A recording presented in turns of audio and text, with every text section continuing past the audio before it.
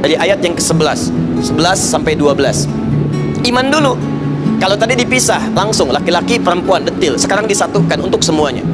Kalau Anda ingin menggabungkan keduanya, maka gunakan huruf alladzina. Alladzina disebutkan 1080 kali dalam Al-Quran. Ya, alladzina ismun mausulun yadullu ala al-'amiyatil jama'. Isim mausul konjungsi, huruf yang menunjuk pada objek keseluruhan tanpa kecuali, nggak ada batas, laki-laki, perempuan, besar, kecil, tua, muda. Makanya kalau sudah ada alladzina, sudah mencakup laki-laki dan perempuan.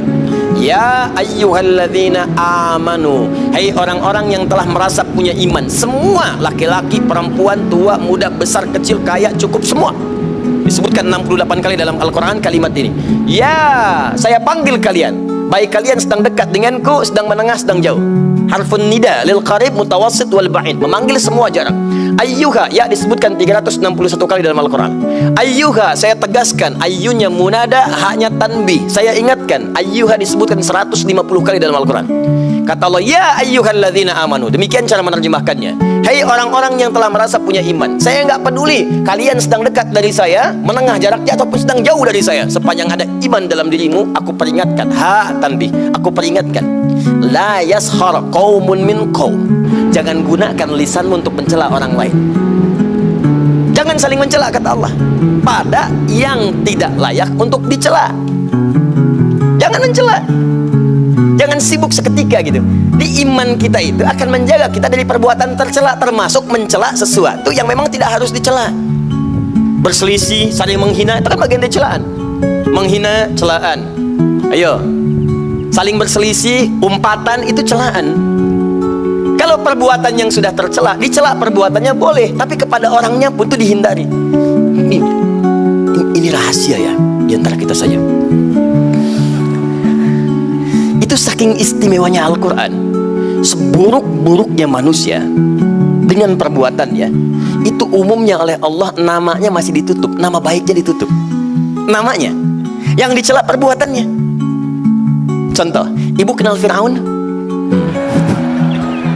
Bagus. Kalau ada yang kenal, saya pulang deh. Siapa itu ya? Fir'aun itu kan bukan nama asli, Bu, Pak. Bukan nama asli.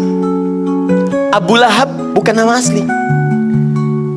Yang dicela oleh Allah perbuatannya. Coba celaan pertama, Al-Baqarah ayat 49, paling kiri sebelah atas.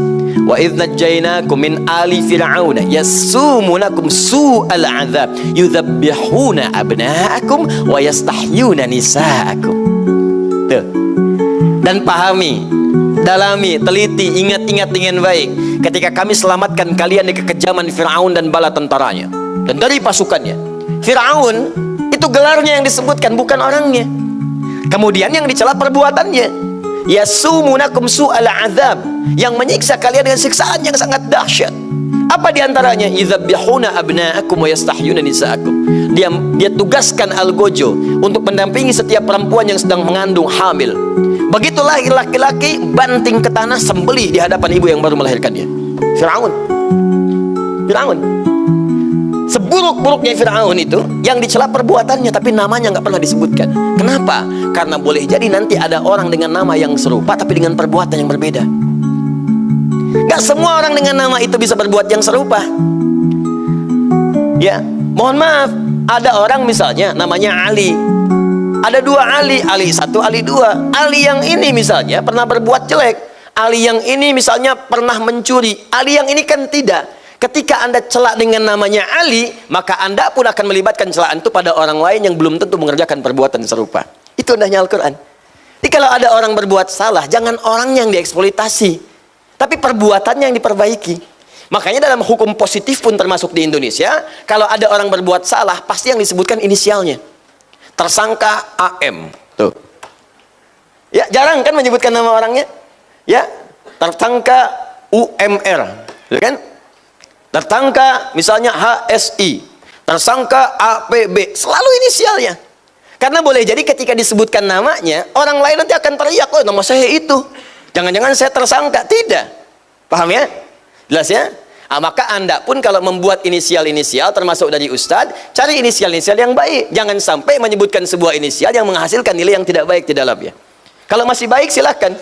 Ya, Ustadz Abdus Somad, UAS, masih baik. Ustadz Bakhtiar Nasir, UBN, masih baik. Ya, Habib Rizik Syihab, HRS, masih baik. Ustadz Adi Hidayat, UAH, UAH, masih baik. Gak ada masalah. Ustadz Yahya Kusmayanto, Uya-Kuya, misalkan, nah itu ganti. Nah, itu nggak usah. Paham ya?